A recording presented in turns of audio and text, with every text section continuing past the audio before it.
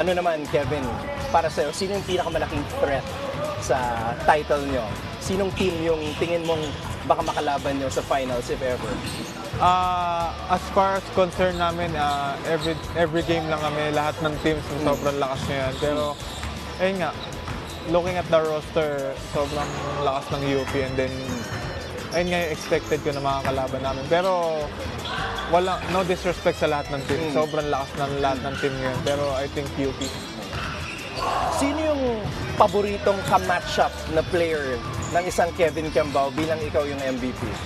Ka-match up, siguro sa lahat ng teams kasi kumbaga prepared sila pag magiging kalabang kami. Kumbaga lahat ng teams bibigay ang best sila para ayun nga matalo kami. Pero as a matchup, sino ba? Siguro mga dati kong teammates sa inyo, sila Harold, sila Raylan, yun.